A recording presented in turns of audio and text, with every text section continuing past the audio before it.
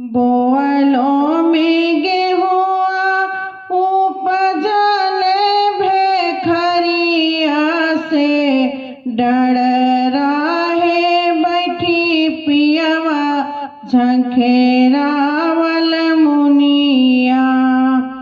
उठ उठ पियवा कर दातुअनिया भेखरी पिस बिरावल मुनिया। पिसत कूटत मोरे धनी दुबरैली त कही तो चेरिया ले तीरावल मुनिया। कही तो चेरिया ले तीरावल मुनिया। गईला ना पियावा जे चेरिया लिया वन से ले अइले सुंदर बांगलिनिया रावल मुनिया। पाव परोसिनी तुहु मोरी गोतिनी सवती भोजनिया कैसन होला रावल मुनिया।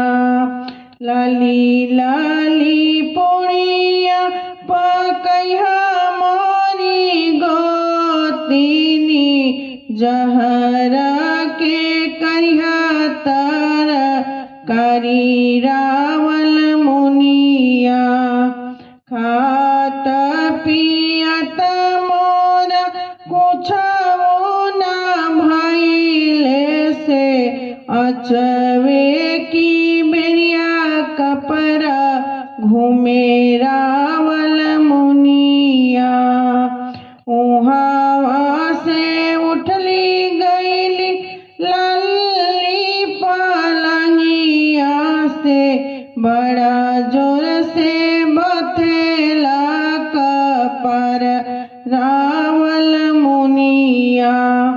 पाव पड़ोसिनी तुहु मोरी गोतिनी अरे सवतिन से जड़िया कैसन होला रावल मुनिया।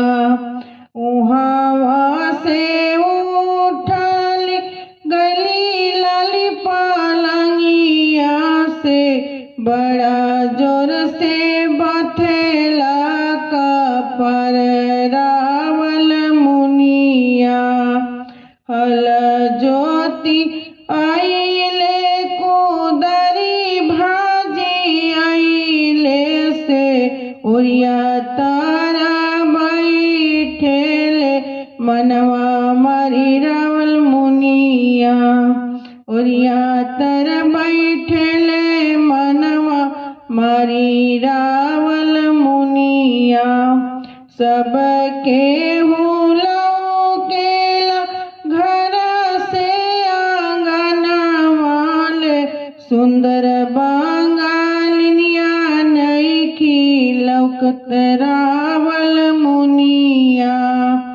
तोहरो बंगलिनिया प्रभु जी अजबे खेलड़िया से सुतल होई है लाली पलंगिया रावल मुनिया।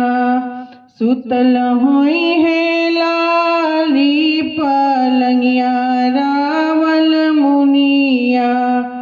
उहावा से उठले गईले घनी बसवरिया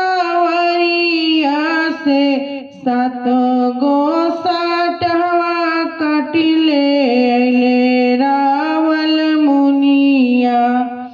सात गो साटवा कटिले अइले रावल मुनिया। एक सटहा मरले दूसरा सटहा मरले तीसर सटहा फटेला करेज रावल मुनिया। अरे दो गो से जड़िया एगो कैलो रावल मुनिया। अरे दो गो से जड़िया एगो कैलो